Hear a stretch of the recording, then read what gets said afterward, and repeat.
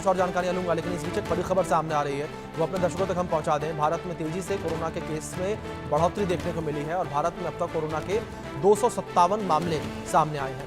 ये बड़ी खबर है जो सामने आ रही है। भारत में तेजी से कोरोना के मामले बढ़ रहे हैं। भारत में अब तक 257 केस सामने आए हैं और कोविड के बढ़ते मामलों पर सरकार की नज़र लगातार बनी हुई है।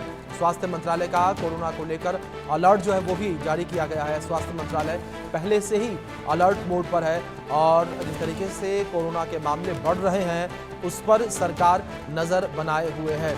डॉक्टर ईश्वर लगातार मेरे साथ बने हैं, उनका रुख करूंगा मैं, लेकिन उससे पहले कुछ जानकारियां आप तक हम पहुंचा दें ग्राफिक्स के माध्यम से कि किस तरीके से JN.1 के लक्षण हैं, जिसमें JN.1 के लक्षण कुछ इस तरीके से हैं। सिरदर्द आपको होगा और ये पहला लक्षण, इसके बाद आपको बुखार भी आ सकता है, आंखों में जलन होना, सूखी खांसी आना, स्वाद या फिर गंध सुगंध नहीं आना, गले में खराश और मांसपेशियों में दर्द, ये JN.1 के लक्षण हैं, यानी कि कोरोना के ये लक्षण हैं।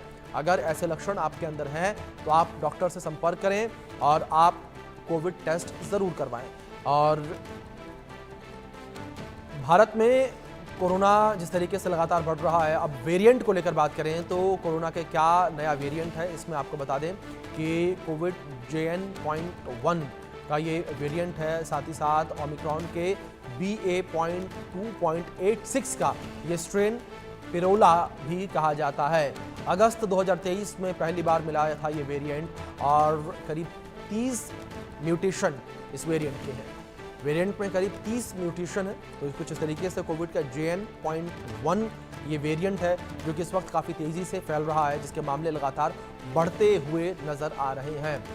डॉक्टर ईश्वर, मैं आपका रुख करूंगा। जिस तरीके से बात वैक्सीन को लेकर, वैक्सीनेशन को लेकर आप कर रहे थे, वैक्सीन को लेकर भी बड़ी सारी भ्रमितियां हैं, बड़ी सारी बातें कही जाती हैं। ये कहा जाता है कि जो वैक्सीन हमने लगवाई है मानो कुछ ना हो, कुछ लोगों का ये कहना कि वैक्सीन कारगर है, जिस तरीके से आप भी पहले बात कर रहे थे। हमने जो वैक्सीन लिया है लगभग 91% लोगों ने भारत में कोविशील्ड ली, 9% लोगों ने कोवैक्सीन लिया है। और बहुत जगह जो दूसरे वैक्सीन चले, RNA वैक्सीन जो फाइजर के थे या दूसरे कंपनी के थे, उनसे ज्यादा हमारे वैक्सीन चले, उससे ज्यादा वैक्सीन ने इम्यूनिटी दी, उससे ज्यादा वैक्सीन हमारे सफल थे। और इसलिए मेरी ये दरख्वास्त है कि जिन कंपनी ने, खास करके सीरम इंस्टीट्यूट ने ये बनाया वैक्सीन, उन्होंने फिर से अपने काम में लग जाना चाहिए। एक तो जहाँ पे हम लोग फ्लू का वैक्सीन देते हैं, फ्लू के वैक्सीन में इसको मिक्स कर दें। फ्लू के वैक्सीन में 4 वायरस को कंट्रोल करने की क्षमता है, उसमें 5वां हो सकता है। और कोविड को हम कोविड फ्लू कहें, कोविड अलग बोलने के बजाय, तो हम लोग बचा सकते हैं। दूसरी चीज ये है कि हमारे पास ओमिक्रॉन आने के बाद लगभग हर इंसान को ओमिक्रॉन का इन्फेक्शन होके गया, और ओमिक्रॉन का इन्फेक्शन जिसको होके गया उसको दूसरा इन्फेक्शन ओमिक्रॉन का फिर से होना, उसके चांसेस बहुत कम है। इसलिए जब तक कोई नया वेरिएंट नहीं आता है, हम जो बात कर रहे हैं JN.1 या पिरोला या BA.2.86, ये सब वेरिएंट है, ये सब ओमिक्रॉन के ब्रांचेस है, ये कोई नया वेरिएंट आया ही नहीं है। जब तक कोई वेरिएंट नहीं आएगा हमें बहुत ज्यादा डरने की जरूरत नहीं है। और इसलिए ठीक है, भारत में बिल्कुल ठीक है सर, आपने मतलब हमें ज्यादा डरने की जरूरत इस वक्त नहीं है। लेकिन सर अब मैं आपसे रिक्वेस्ट करूंगा, आप बने रहे मेरे साथ। बड़ी खबर है मुंबई से कोरोना को लेकर ही, जहां मुंबई में कोरोना के 53 एक्टिव केस हैं। BMC की सभी से मॉनिटरिंग की अपील की गई है और कोरोना के बढ़ते मामलों पर स्वास्थ्य विभाग भी अलर्ट हो चुका है, एक्टिव हो चुका है। कोरोना के बढ़ते मामलों पर स्वास्थ्य विभाग एक्टिव हो चुका है। लगातार कोरोना के मामले मुंबई में भी बढ़ रहे हैं। 53 एक्टिव केस इस वक्त मुंबई में मौजूद। BMC जो है वो मॉनिटरिंग कर रही है। मुंबई में कोरोना के 53 एक्टिव केस इस वक्त मौजूद हैं। कोरोना के बढ़ते मामलों पर स्वास्थ्य विभाग भी एक्टिव नजर आ रहा है। डॉक्टर ईश्वर, जिस तरीके से आपने जिक्र किया कि यहाँ पर अभी डरने की ज़रूरत नहीं है, लेकिन दूसरी ओर सर आप ये भी कह रहे हैं कि जो वैक्सीनेशन हुआ है और एक बार फिर से लोगों का वैक्सीनेशन होना चाहिए, जो वैक्सीन कंपनियां हैं वो वैक्सीन एक बार फिर से बड़ी मात्रा में बनाना शुरू करें ताकि लोगों का वैक्सीनेशन हो सके।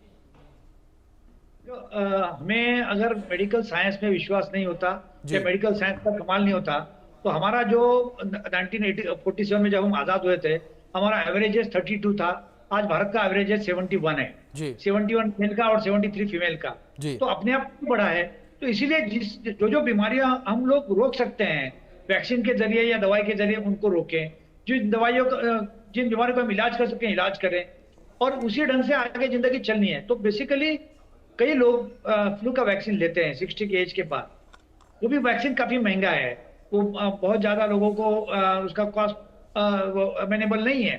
लेकिन सरकार की ये भूमिका होनी चाहिए कि जिन चीज को हमको बहुत मास में यूटिलाइज करना है, उसका वैक्सीनेशन का कॉस्ट कम हो जाए और लोगों थ्री टियर प्राइसिंग, जो कुछ नहीं दे सकते उनको फ्री में, जो कुछ दे सकते हैं उनको थोड़ा प्राइस में, और जो ज्यादा दे सकते हैं उनसे थोड़ा ज्यादा एक्स्ट्रा प्राइस देंगे, तो हमारे साथ जिंदगी चलेगी।